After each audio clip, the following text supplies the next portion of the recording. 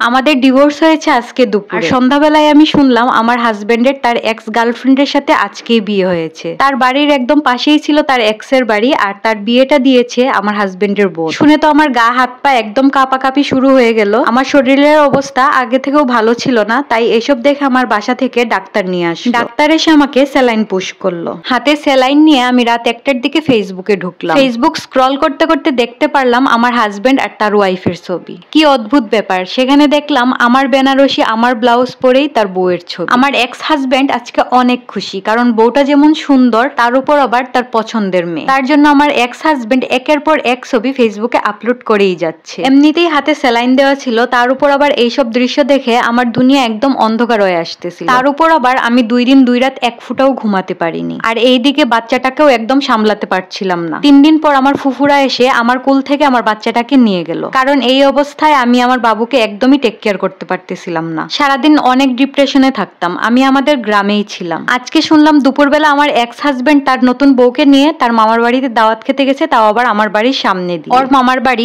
আমার বাড়ির পাশেই ছিল। কতদিন যে ঠিক মতো খাইনি, ঘুমাইনি, গোসল করিনি সেটা আমি ঠিক মতো বলতেও পারবো। আমার গুছানো সংসার আজকে অন্য কেউ ভোগ করতেছে। এইসব ভাবতে ভাবতেই প্রতিটা রাতে আমি কান্না করতে করতে অসুস্থ হয়ে যাই। আমার সেই মানুষটার পাশে আজ অন্য কেউ ঘুমায়, অন্য কেউ আজ ওর গায়ের গন্ধ নেয়। এইসব ভাবতে ভাবতেই দিন দিন আমার শরীরটা প্রচুর খারাপ হয়ে গেল।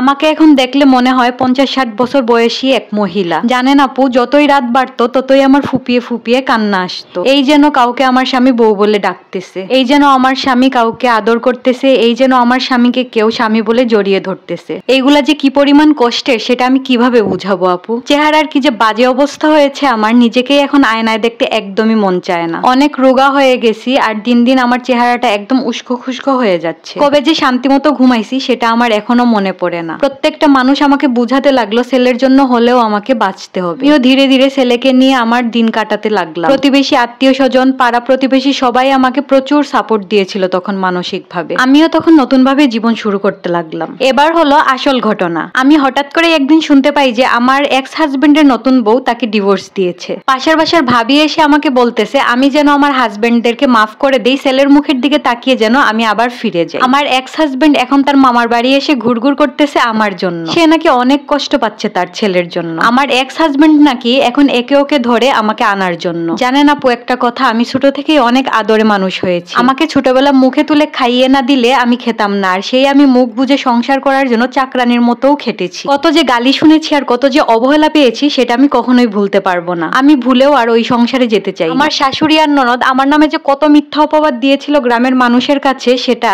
বলার বাহিরে। আর আজকে তাদের শখের বউ, সুন্দরী বউ, নতুন বউ নাকি সব গয়না নিয়ে টাকা পয়সা নিয়ে পালিয়েছে রাতের আধারে। জানেন আপু, এটা শুনে যে আমার কি পরিমাণ খুশি লেগেছিল সেটা আমি বলে বুঝাতে পারবো না। সকল পুরুষদের একটা কথাই বলবো যে দ্বিতীয় বিয়ে করার আগে একবার ভেবে চিন্তে করবেন, কারণ প্রথম স্ত্রীর মতো দ্বিতীয় স্ত্রী কখনোই হতে পারে না। এই গল্পটা যে বোনের জীবন কাহিনী, তার জন্য অনেক দোয়া এবং ভালোবাসা রেখে আমি ভিডিওটা আজকে এখানেই শেষ করলাম।